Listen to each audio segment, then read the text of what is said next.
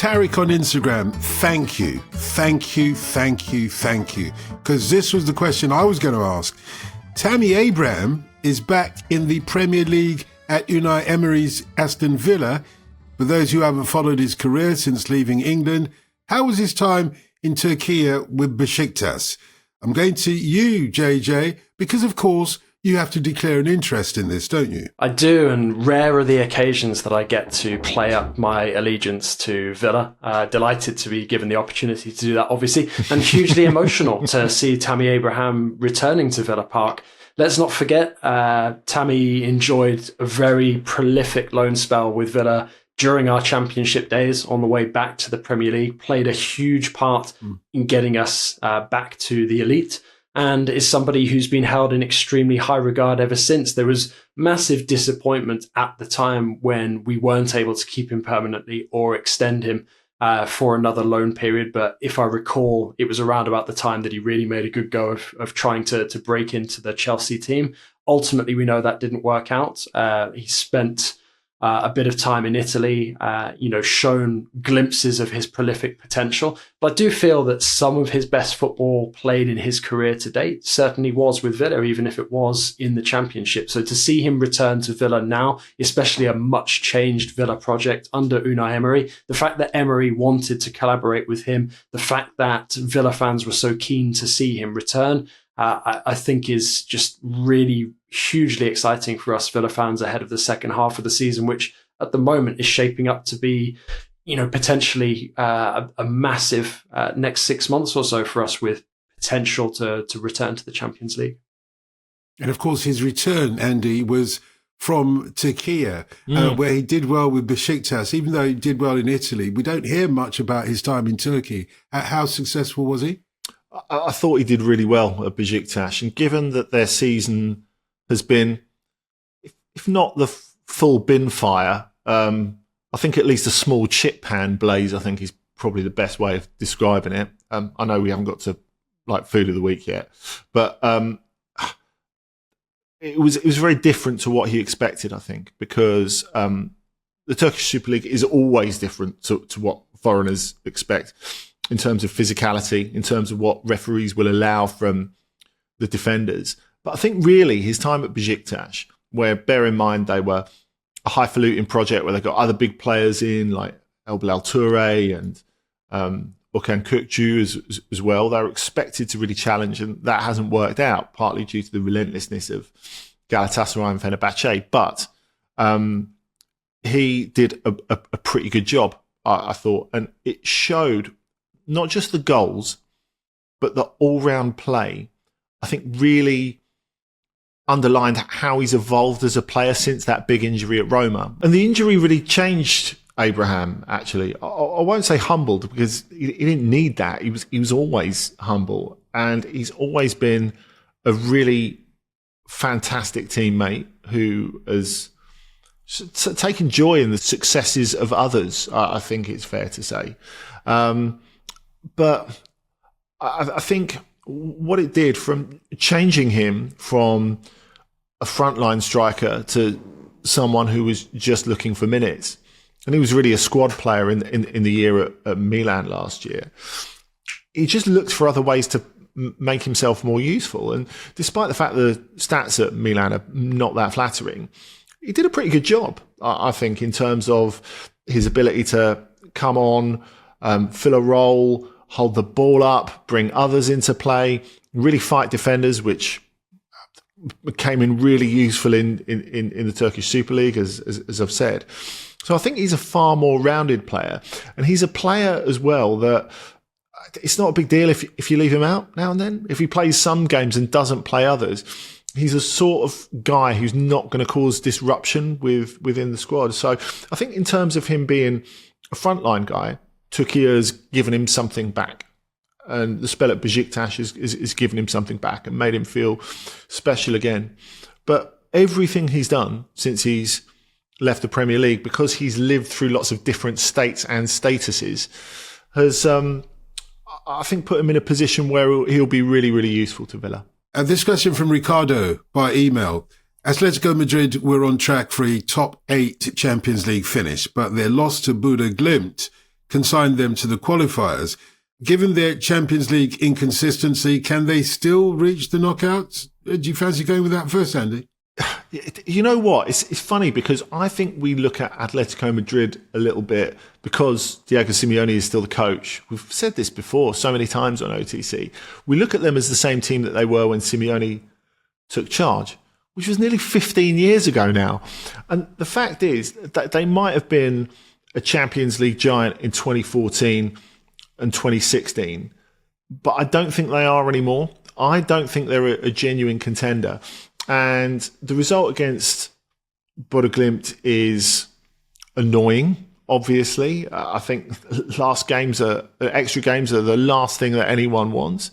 But in terms of Atletico being a genuine contender, this isn't the result that makes me feel differently about them. Because, of course, that they've struggled, I think, over the years, growing into, if not an elite team and club, and at least elite adjacent team and club, and struggling with the demands of that. The thing that I think is the biggest problem for them in terms of the Champions League, in terms of being a genuine contender, and this is not a new thing, this has been around for a long time with Atletico, is the fact they put in so many poor performances away from home in the Champions League. And I think that is the thing that is going to stymie them, really. Any thoughts on this, JJ? Because Atletico aren't the only big fish to have fallen to the mighty Bodo Glimt, are they? No, they're not. And I think that speaks volumes about Bodo Glimt and how they've managed to bridge the gap. You look at it as sort of the latest in a growing line of really impressive results, not least against Manchester City recently in the league phase. And I think that Bodo Glimt are catching up with the type of club that Andy, completely accurately described, because Atleti, for me, also are not an elite club anymore. They're one of those bigger clubs that in a playoff scenario, you probably want to avoid falling on, especially if you're one of the bigger teams that's also in the mix in the playoffs, because you don't want that risk of going up against a team that could be tricky and potentially knock you out. But equally, I don't think that we've been speaking about Atleti as potential favourites or a team that can even really go on a deep run in the Champions League for quite some time now. And we've gone into exhaustive detail, I think, about Atleti on the show, certainly in terms of my appearances on it. And it just feels, again, to Andy's point, like everything in terms of the discussion around Atleti in the Champions League centres on the fact that they've enjoyed such immense success in the competition under Diego Simeone, but equally that success and those impressive performances are now a long way behind us. Perry95 on X is asking if Sevilla is the right place for Neal Maupay. Remember him, JJ, to go after barely playing in the current Marseille team. But you can't write him off, not Neal Maupay, can you? No, you can't. And I think Neal Maupay issued a reminder to everyone that he's back in the game with his social media hijinks to announce his arrival at Sevilla, which was delivered in typical Neal Maupay fashion. But I think something that took many people by surprise at the beginning of this year was when recent photos of Maupay started doing the rounds, and he's got this kind of Robinson Crusoe look about him now that he's grown his hair out, which is understandable given that he'd been marginalised completely by Marseille and put in what's called in France the loft, which is essentially players who are forced to train away from the senior team during transfer periods. And he's essentially been living in the wilderness since the beginning of this season. He's not the first player that's happened to with Marseille, happened to Chancel Mbemba as well. And I think, unfortunately, it's symptomatic of the way that Marseille have tried to flip players very quickly in the last couple of years as part of their rapidly changing sporting project under Roberto De Zerbi. But more widely, it's become very prevalent under Pablo Longoria's presidency as well. It's all a bit hand to mouth, really, isn't it, in terms of Sevilla at the moment? Because he is a player who is, whatever his irritants value, and he's got plenty of that, I think it's fair to say, he is a player who could do a job for them, but he is neither a top-class player nor a player who they can develop and sell. And this is where they are at the moment, really. And that's why, I guess, all the talk at the moment about this Sergio Ramos-led takeover, which is not as straightforward as it looks from the outside. Of course, he's fronting a consortium that it seems is very well backed and could maybe change the destiny of Sevilla. They've had so many financial problems in recent years. Of course, he's not a figure that enjoys unanimous approval in Seville, Sergio Ramos. And, talking of people who don't really enjoy unanimous approval, I guess that makes it kind of fitting that Maupay is going there at this moment. But yeah, it is indicative of where they are. Celeste poses this question on Instagram.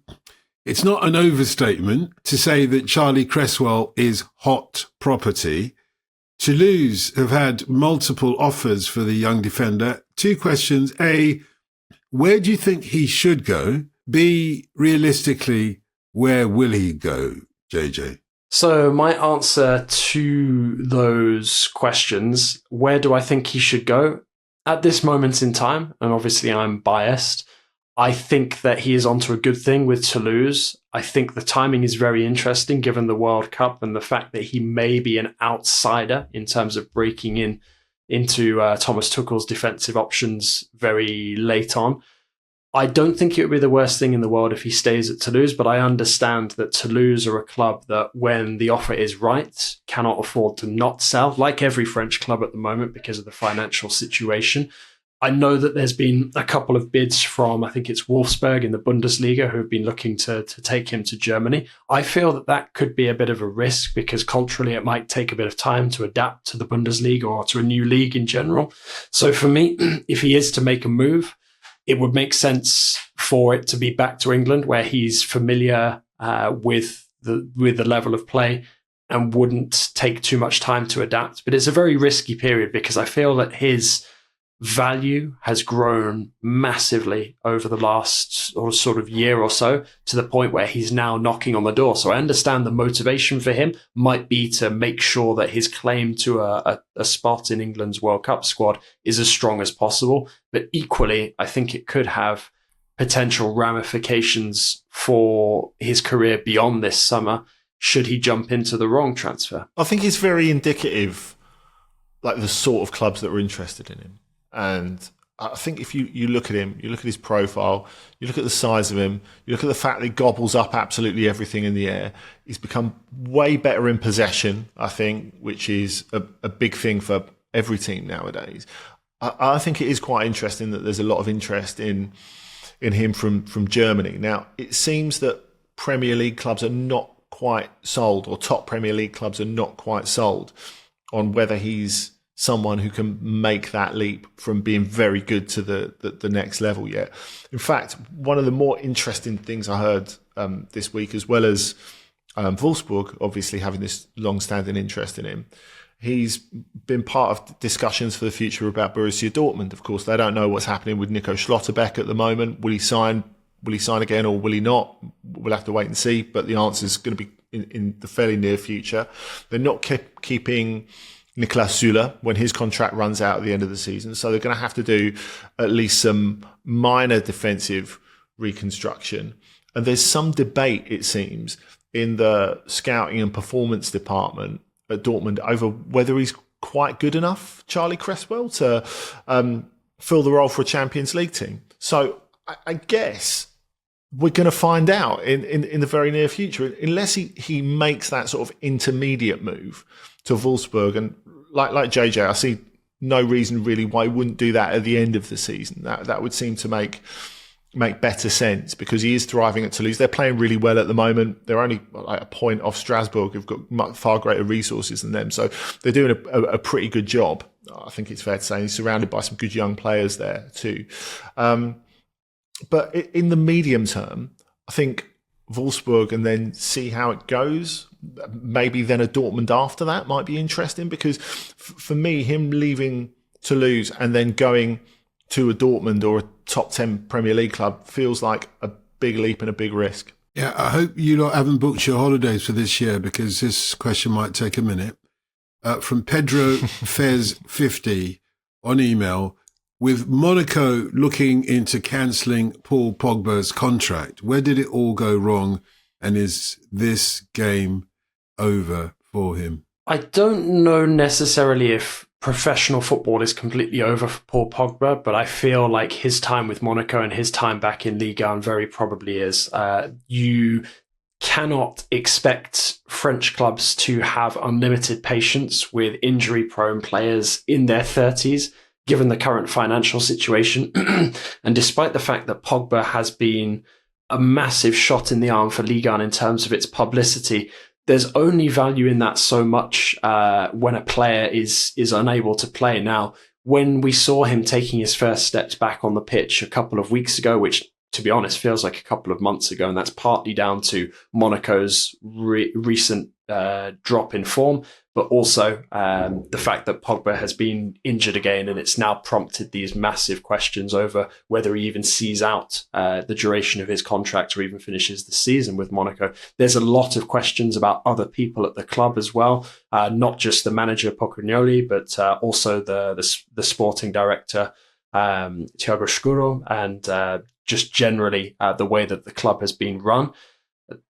Don't get me wrong, Monaco have had some huge injury problems, not only with Paul Pogba, but specific to the question about Pogba, I feel that his return to France was trumpeted and celebrated as, you know, one of the sons of the 2018 World Cup triumph, coming back home to enjoy a period of his career where he could rediscover himself, rebuild himself after all of the off-field controversies. And it feels like this stint with Monaco, the only thing that we've really learned from it is that ultimately Paul Pogba is no longer capable of taking the physical demands that top flight football entails at this moment in time. So it feels to me that if Paul Pogba is to continue his professional career, it won't be in Ligue 1. It probably won't be in Europe. And realistically, it's most likely to be in one of the leagues where big names will be welcome and the physical demands will be much, much lower. I think, to be honest, because I remember there being a lot of rumours of linking with him with MLS at the time, I think MLS clubs would look at him now and probably feel a bit put off by his physical issues with Monaco, the fact that they have to travel so often as well. So I think that even though it's been suggested as a possible destination in the past, is also now probably off the table. So it feels to me like Pogba's probable last dance would come somewhere, let's say in the Middle East, or one of those, you know, with all due respect to a lot of the competitions out there that have been tarred with this brush, one of those kind of retirement league destinations.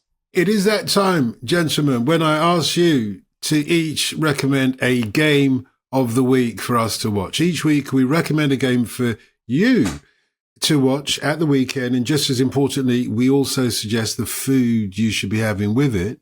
Andy, what are you going for this week as your game of the week? Well, I've gone for Hamburg versus Bayern because it's a sort of game with a really sort of rich heritage in the Bundesliga. Now, of course, as we know, Hamburg are a former giant, a former European champion, back in the Bundesliga after 7 years out of it as well, which is huge. And they're doing, I think, probably slightly better than a lot of people would expect it. Okay, they're in the bottom six. They're only 3 points above the playoff zone. But having said that, they've been away for so long, and they're sort of doing things on a budget. Of course, they've got a few loan players of note. Luka Vuskovic, who was involved in a bit of chip with the St. Pauli fans in the derby last week. He's a huge character, even at 18 years old, and their best player. Of course, they've got Albert Sambi Lukonga and Fabio Vieira on loan from Arsenal as well. But what, in this context, they're most famous for is getting absolutely smashed by Bayern. And so when they went there right at the start of the season and lost 5-0, it's a better than par result for a lot of their previous encounters with Bayern. You know, they leak goals left and right when they played them, and you know, in a way, it's sort of reassuring that not much has changed while they've been out of the top flight. So part of Hamburg will just be wanting to get this over, and part of them will be we're back in the big time at last, because we've got Bayern visiting in the Bundesliga for the first time in 7+ years. And I'm really looking forward to seeing how Vuskovic matches up against Harry Kane as well. Of course, Harry Kane had an hour's worth of rest before he came on as sub in that game that I was saying in yesterday's OTC that I went to see in the week before he came on and scored the winner. So it'd be interesting to see how future Spurs legend and past Spurs legend match up. For this, I suspect the game, as I've outlined, will probably be over quite early. So I'm saying go for a traditional fish sandwich. Of course, Hamburg famous for its seafood. So a fischbrötchen will keep you going for the 90 minutes, but it will allow you to have something a little bit more substantial afterwards, because honestly, I reckon you'll be able to maybe even leave a little bit early to get a decent booking at a restaurant. Yeah, that sounds delicious. And no, genuinely it does, but I'm not sure it's going to be up to what JJ, I've been hearing, has been cooking up for tea for us. He's gone totally cordon bleu, let's say. But first, before we get to that, JJ, what about the game of the week that you'd recommend for us? Even if the food pick is extremely imaginative, I'm perhaps going to be a little less imaginative in terms of my pick of game of the week, because I know that Andy was paying particular attention to Monaco recently, and we dealt with Monaco earlier in the episode as well, talking about Paul Pogba. But I'm going to go for Monaco against Rennes on Saturday in Ligue 1. Now, this is a fascinating fixture for me for two reasons, and on both sides. One, in terms of Monaco, we've talked in length about their difficulties in recent weeks. It feels like this could be a pivotal game for Pochettino and his future. We know that Monaco made it into the knockout round of the Champions League by the skin of their teeth in the league phase, thanks to a goalless draw against Juve.